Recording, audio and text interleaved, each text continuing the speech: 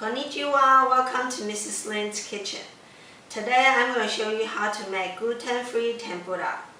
Traditionally, wheat flour is used for making this dish, but I'm going to show you a gluten-free version so those of you who has gluten allergy like me can still enjoy it. So let's get started now.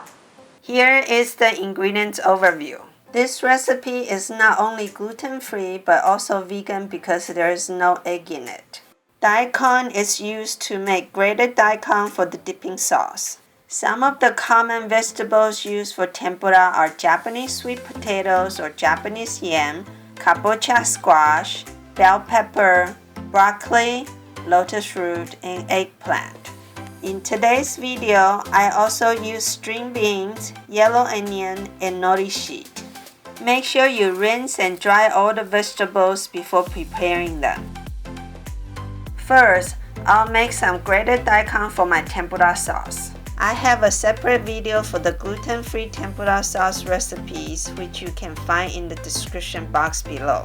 After grating the daikon, you want to get rid of the excess moisture. I'm using a bamboo mat here to wring out the juice, but you can use anything you have at home. You can even squeeze the juice out with your hand. The grated daikon shouldn't be soaking wet or too dry. You still want some moisture left in the grated daikon.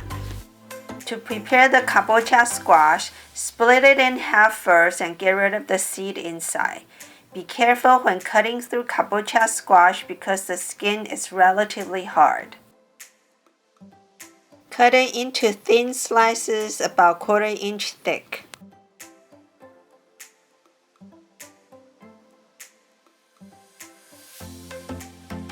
Next, cut the Japanese yam into 1/4 inch thick with the skin on. After cutting, soak the yam in water for half an hour to get rid of the starch on the surface. Cut the green bell pepper in half first, then take out all the seeds.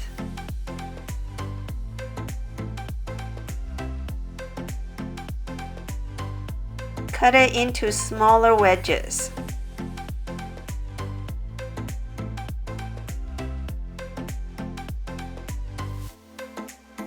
With the broccoli crowns, you can cut them into smaller pieces.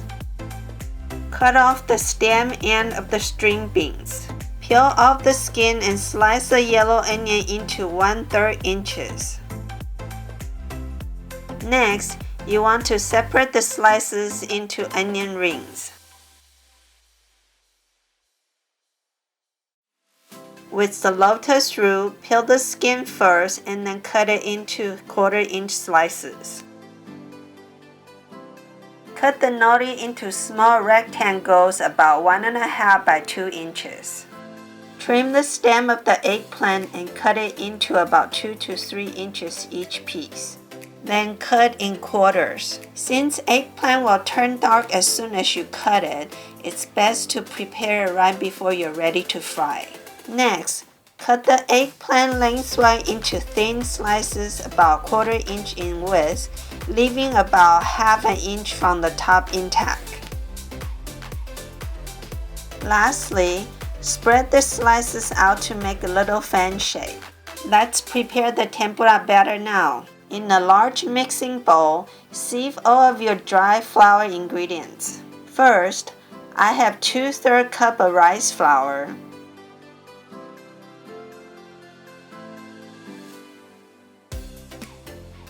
1/3 cup of garbanzo bean flour,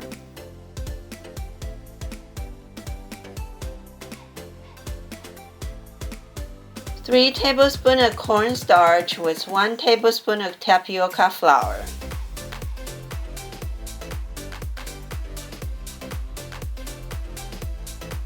2 teaspoons of baking powder. Add a pinch of salt for taste and then slowly mixing 1/2 cup of ice water in.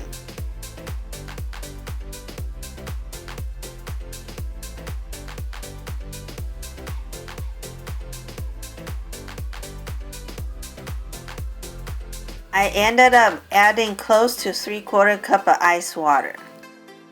You don't want the batter to be too thick or too runny. so add more ice water if needed. Always keep the batter cool. The temperature difference between the cold batter and the hot oil is what makes the tempura crispy. We're now ready to fry the tempura. Heat up the oil to about 350 degrees Fahrenheit. You want to start frying from the root vegetables like lotus root first because they take longer to cook. Then the softer vegetables like onion and eggplants, and lastly the nori. When the oil is ready, coat the veggies lightly with batter and shake off excess batter. Drop the veggie into the hot oil bath. For root vegetables such as sweet potato and lotus root, fry for about 3 minutes.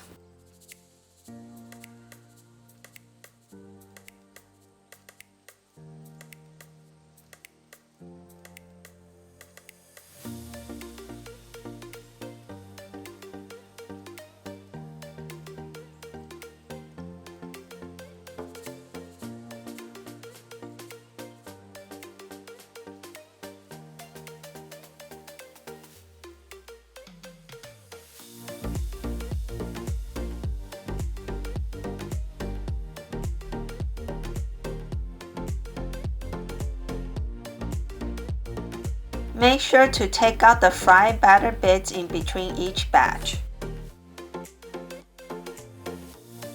For kabocha squash, broccoli, green bell pepper, string beans, onion, and eggplant, fry it for about 1 minute.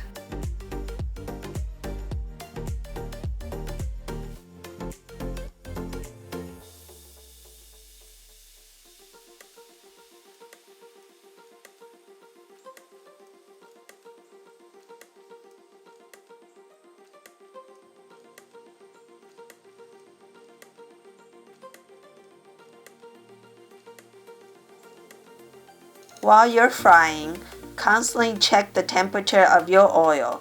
Keep it around 350 degrees Fahrenheit. If the oil temperature is too low, the veggies will soak in too much oil. If the temperature is too high, the veggies will be burned.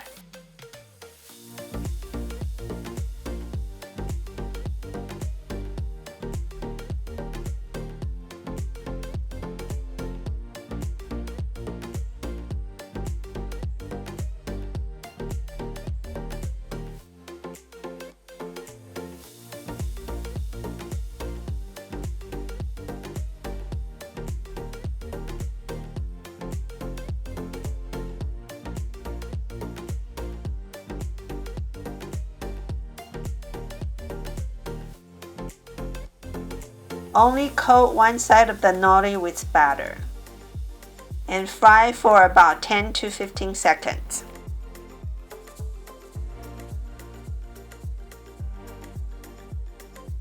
If you have leftover batter, you can pour it into the hot oil to make tempura crumbs. Tempura crumbs can be used for other dishes, which I will show you in future videos. Place the tempura on a wire rag or some paper towels to remove excess oil. Then serve with grated daikon and tempura dipping sauce. So here is my gluten-free tempura. It is not only gluten-free, but it is also vegan. It has no egg in it. Tempura is best served with a tempura dipping sauce. You can check out my other videos to learn how to make this sauce. I hope you like this recipe. If you like it, please don't forget to give me a thumbs up. Please share, subscribe, and turn on the notification bell. Thanks for watching and happy eating!